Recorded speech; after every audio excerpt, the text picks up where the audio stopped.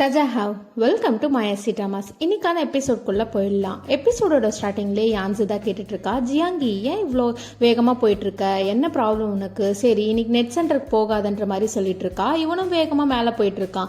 அவங்க அம்மா தான் வெயிட் பண்ணிட்டு இருக்காங்க. இவன் பார்த்ததுமே எப்போ வந்தீங்கன்ற மாதிரி கேட்டுட்ருக்கான். உனக்காக ரெஸ்டாரண்ட்லேருந்து மீல்ஸ் எல்லாம் ஆர்டர் பண்ணியிருக்கேன், வா சாப்பிட்லாம் அப்படின்ற மாதிரி அவங்களும் சொல்கிறாங்க. இவனும் சொல்கிறான், எனக்கு பசிக்கல, நீங்கள் வேணால் சாப்பிடுங்கன்ற மாதிரி சொல்லிடுறான்.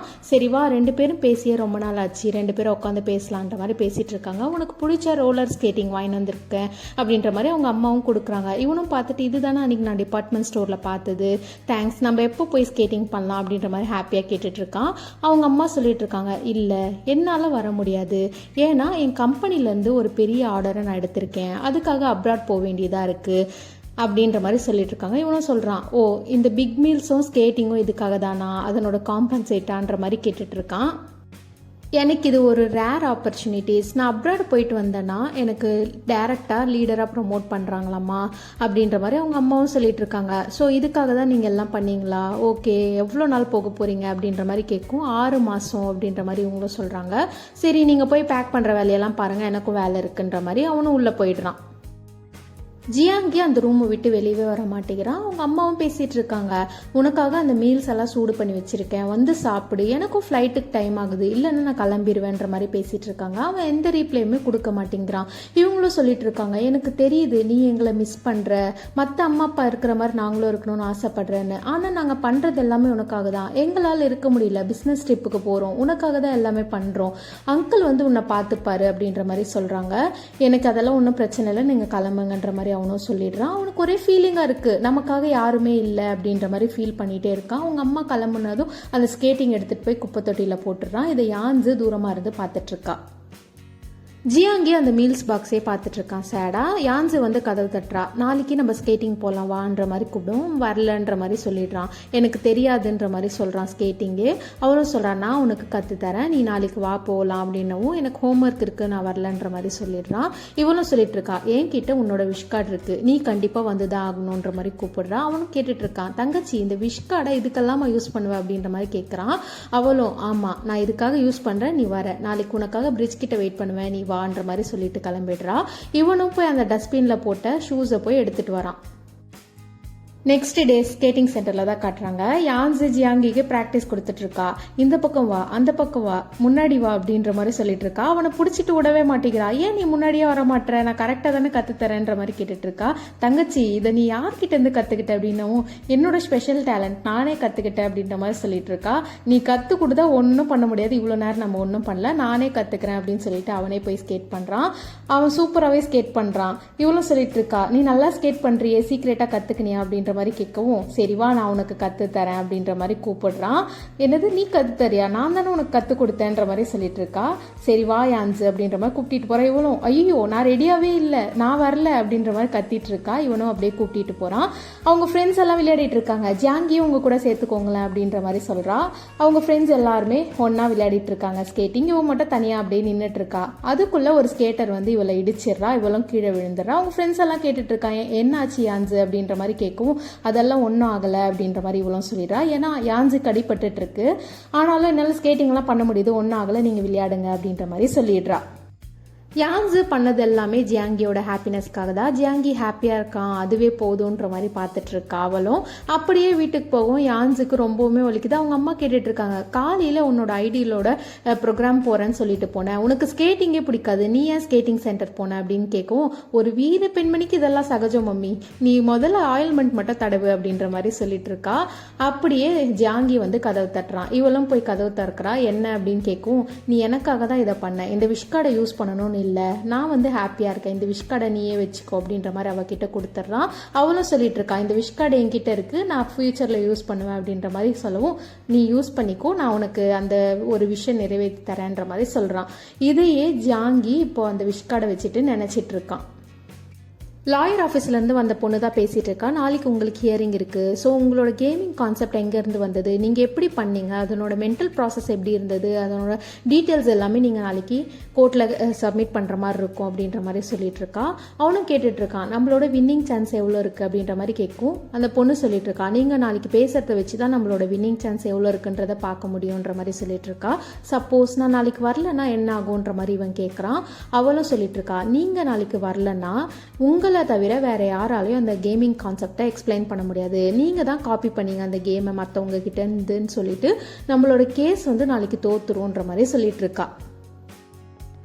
அப்படியே கட் பண்ணால் யான்சியோட வீட்டில் தான் காட்டுறாங்க. யான்சியோட அப்பா யான்சிக்கு சாக்ஸோஃபோன் பர்ஃபார்மன்ஸாக பண்ணி காட்டிகிட்ருக்காரு. அவளும் கேட்டுட்ருக்கா, என்னப்பா சூப்பராக ப்ளே பண்ணுறியப்பா, எங்கேருந்து கற்றுக்கினேன், பேண்ட் எதனா உருவாக்கிட்டீங்களா என்ன அப்படின்ற மாதிரி கேட்கும். அவனும் சொல்லிட்டு இருக்காங்க, ஆமாம்மா அங்கிள் எல்லாம் சேர்ந்து ஒரு பேண்ட் க்ரியேட் பண்ணியிருக்கோம், எங்களோட பர்ஃபார்மன்ஸை நீ கூடிய சீக்கிரம் பார்ப்பேன்ற மாதிரி சொல்லிட்டு இருக்காங்க.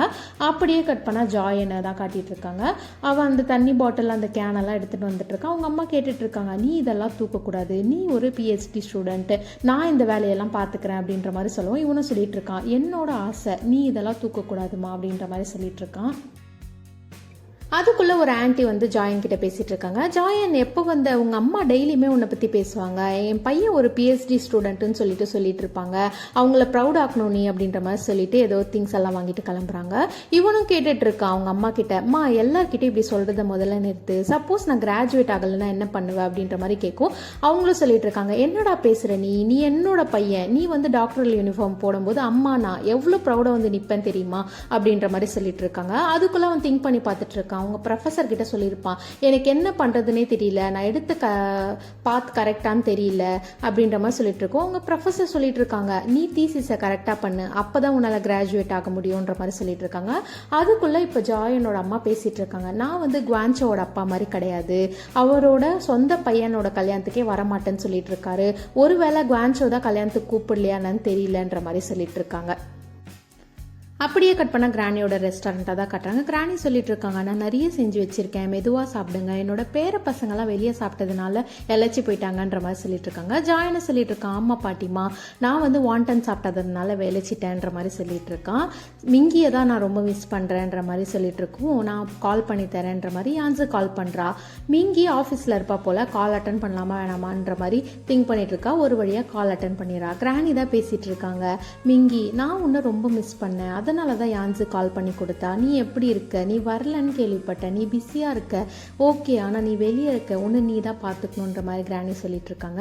நீ சப்போஸ் இங்கே வந்தன்னா சொல்லு, கிராணி உனக்காக வாண்டன்ஸ் பண்ணி தரேன்ற மாதிரி பேசிகிட்டு இருக்காங்க. அதுக்குள்ளே குவான்சை வாங்கி நீ என் கல்யாணத்துக்கே வரல அப்படின்ற மாதிரி கேட்டுட்டு இருக்கான்.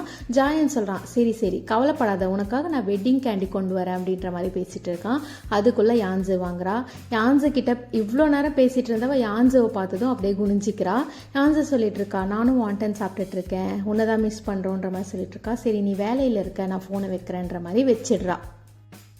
நான் லீஃபையே மிஸ் பண்ணுறேன் அப்படின்ற மாதிரி யான்ஸு சொல்லிட்டு இருக்கோம். கிராணி சொல்லிட்டு இருக்காங்க, அவள் தான் அப்ராடில் இருக்காளேன்ற மாதிரி பேசிகிட்டு இருக்கோம். யான்ஸு சொல்கிறா, நான் லீஃபையை பார்த்தேன், அவள் நல்லா தான் இருக்கா, அதுவும் இல்லாமல் சைனா வரும்போது நமக்கு பெர்ஃபார்மன்ஸ் பண்ணி காட்டுறாளான்ற மாதிரிலாம் பேசிகிட்டு இருக்காங்க.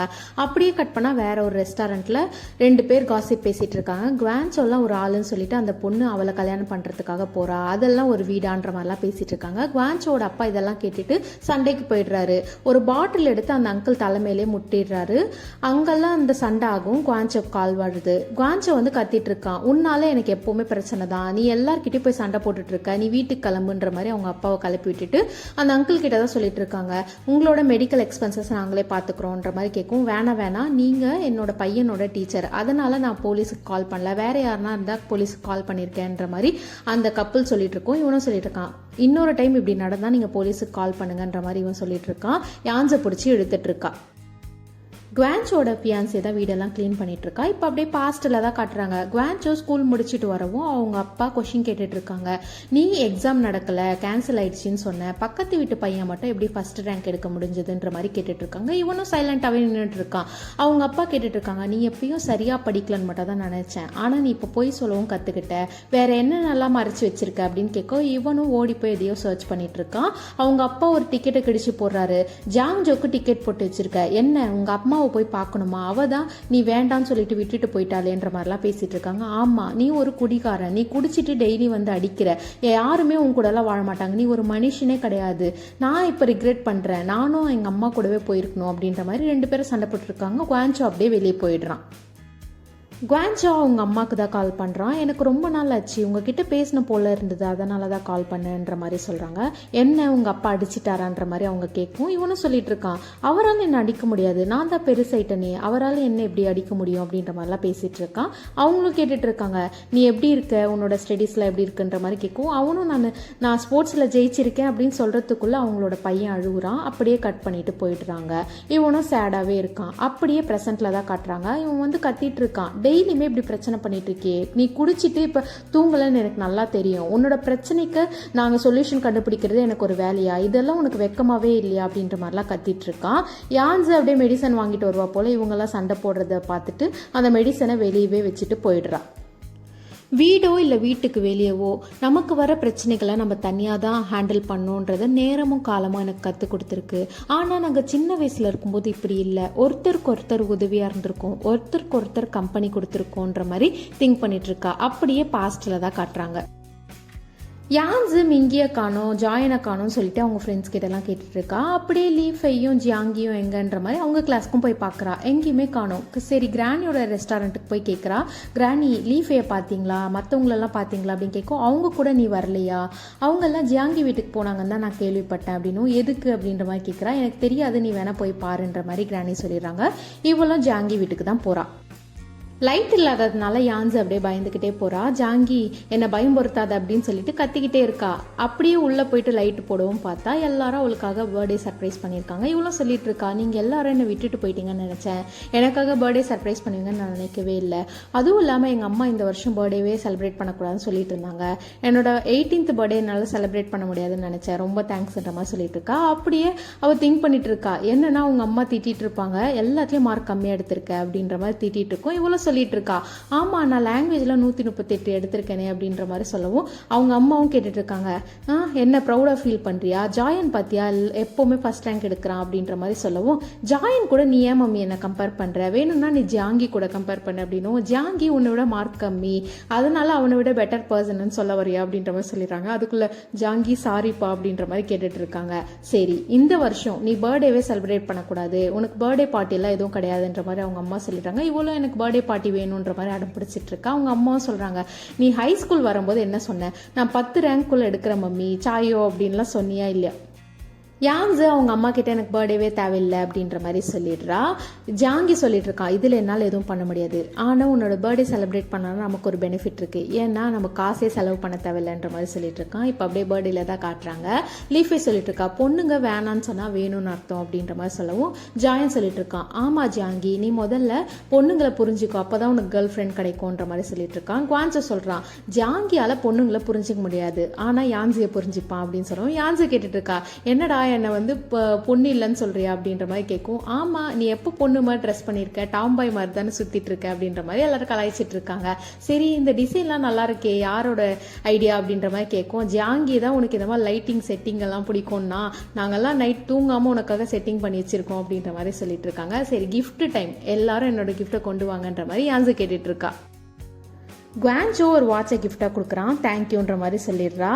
மிங்கி ஒரு ஸ்பீக்கரை கிஃப்டாக கொடுக்குறா, பார்த்ததும் சூப்பராக இருக்கே அப்படின்ற மாதிரி பேசிகிட்டு இருக்கா. ஜாங்கி சொல்கிறான், நான் கேம் விளையாடும் போது இந்த ஸ்பீக்கரை வச்சு என்னை டிஸ்டர்ப் பண்ணக்கூடாது அப்படின்ற மாதிரி சொல்லிட்டு இருக்கோம்.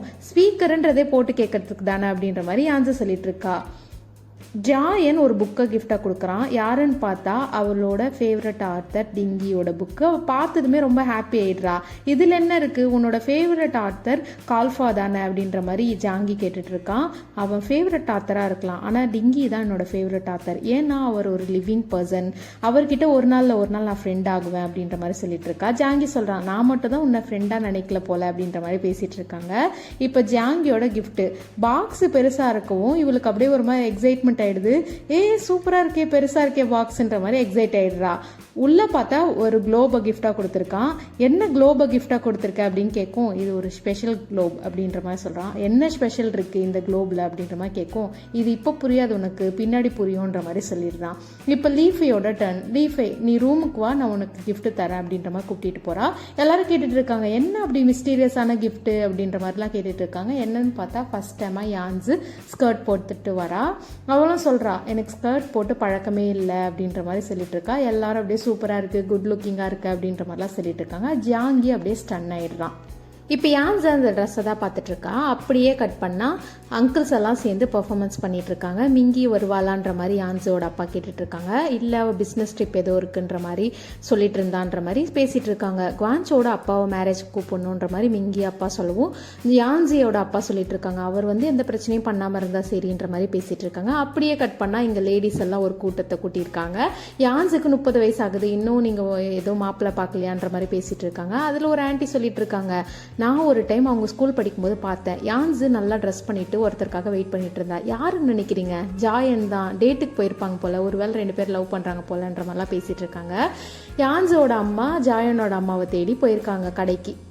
நெக்ஸ்ட் டே மார்னிங் யான்ஸ் எழுந்து வந்ததும் அவங்க அம்மா பேசிட்டு இருக்காங்க. என் பொண்ணா இது இவ்வளோ சீக்கிரமா எழுந்துட்டா எங்க மழை வரப்போகுதுன்னு தெரியலையேன்ற மாதிரிலாம் சொல்லிட்டு இருக்காங்க. சரி சீக்கிரமா சாப்பிடு யான்ஸ், ஒரு இடத்துக்கு போகணும் அப்படின்ற மாதிரி கேட்கும். இவ்வளோ நான் எங்கேயும் வரல அப்படின்ற மாதிரி சொல்றா. ஒரு காஃபி ஷாப் போகணும், நீ வான்ற மாதிரி கூப்பிடுறாங்க. அப்படியே கட் பண்ணா யான்ஸு குவான்சோட அப்பாவை தான் பார்க்கறதுக்காக போயிருக்கா. நேற்று நீங்க பண்ண பிரச்சனை எவ்வளோ பிரச்சனை தெரியுமா? நான் உங்களுக்கு காம்பன்சேட் எல்லாமே பண்ணிட்டேன். அது குவான்சோட ஸ்கூல்ல படிக்கிற ஒரு பையனோட அப்பா. உங்களுக்கு தெரியுமா இது குவான்சோக்கு தான் பிரச்சனை மாதிரி சொல்லிட்டு இருக்கா. என் பையன் கிட்ட அவங்க ஏன் போகணும், நான் தானே பிரச்சனை பண்ணேன், என்கிட்ட பிரச்சனை பண்ணட்டோன்ற மாதிரி சொல்லிட்டு இருக்காங்க. உங்க பையன் மேல உங்களுக்கு கேரிங் இருக்கு, அப்புறம் ஏன் அங்கிள் இப்படி எல்லாம் பண்றீங்கன்ற மாதிரி கேட்டுட்டு இருக்கா. சரி குவான்சோட மேரேஜ்க்கு வாங்க அப்படின்ற மாதிரி கூப்பிடும், நான் வரலன்ற மாதிரி சொல்லிடுறாங்க. அவளும் சொல்லிட்டு இருக்கா பொண்ணோட சைட்ல ரிலேட்டிவ் இருப்பாங்க, பையனோட சைட்ல இல்லைன்னா ஊர்ல பேசுறவங்க எல்லாம் சொல்ற மாதிரி தான் நீங்களும் நடந்துக்கிறீங்கன்ற மாதிரி சொல்லிட்டு இருக்கா. உங்களுக்காக நான் கோட் சூட் வாங்கின்னு வந்து கொடுத்துருக்கேன், இது நீங்க போட்டுக்கிறதும் போடாததும் உங்க இஷ்டம், ஆனா குவான்சோவும் நீங்க வரணும்னு எதிர்பார்ப்பான் இல்லையா, அதுக்காக வாங்கன்ற மாதிரி சொல்லிட்டு கிளம்பிடுறா. அதோட அந்த எபிசோட் முடிஞ்சது. இன்னைக்கான எபிசோட் முடிஞ்சது. லைக் பண்ணாதவங்க லைக் பண்ணிக்கோங்க, சப்ஸ்கிரைப் பண்ணாதவங்க சப்ஸ்கிரைப் பண்ணிக்கோங்க. வாஷ் யூ ஹைனி டு ஆல்.